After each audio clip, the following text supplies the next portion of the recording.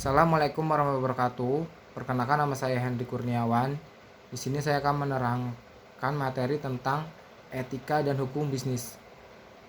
Etika bisnis merupakan cara untuk melakukan kegiatan bisnis yang mencakup keseluruhan aspek yang berkaitan dengan individu, perusahaan, juga masyarakat. Etika bisnis dalam suatu perusahaan dapat membentuk nilai, norma, dan perilaku karyawan serta pimpinan dalam membangun hubungan yang adil dan sehat dengan pelanggan atau mitra kerja, pemegang saham, dan masyarakat. Perusahaan meyakini prinsip bisnis yang baik adalah bisnis yang beretika, yakni bisnis dengan kinerja unggul dan berkesinambungan yang menjalankan dengan mentaati kaidah-kaidah etika sejalan dengan hukum dan peraturan yang berlaku.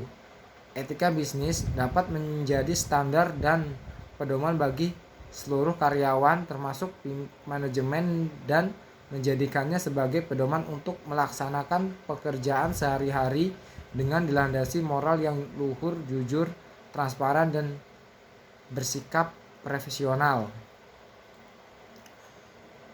Sedangkan hukum bisnis merupakan pelengkap hukum yang dapat digunakan untuk mengatur dalam hal kegiatan perdagangan dan yang berhubungan dengan barang dan jasa, kegiatan keuangan atau kegiatan produksi yang dilakukan oleh pengusaha terhadap usahanya dengan mempertimbangkan resiko yang ada.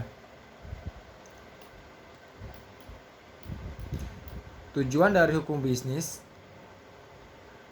adalah dalam hukum bisnis ada tujuan dan hukum bisnis yang yaitu sebagai berikut. Yang pertama, agar terjaminnya sistem keamanan pasar secara efektif dan efisien. Yang kedua, agar dapat menjaga segala jenis bentuk usaha, terutama usaha yang paling kecil. Yang ketiga, dapat membantu untuk memperbaiki teknologi dalam dunia bank. Yang keempat, perlindungan untuk para pelaku bisnis dan pelaku ekonomi. Yang kelima, agar terwujudkan hukum yang baik dan aman bagi seluruh pembisnis. Manfaat dari hukum bisnis adalah bila dijadikan alternatif suatu berita yang bermanfaat untuk para pebisnis. Kedua, para pebisnis dapat atau kewajiban dan haknya pada usaha mereka agar terhindar dari hal-hal yang menyimpang, terutama perundang-undangan yang dapat merugikan. Yang ketiga, agar para pelaku bisnis paham hak dan kewajibannya dalam hal bisnis.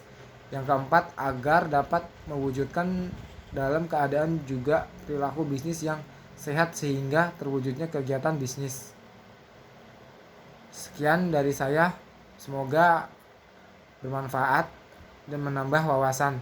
Terima kasih. Assalamualaikum warahmatullahi wabarakatuh.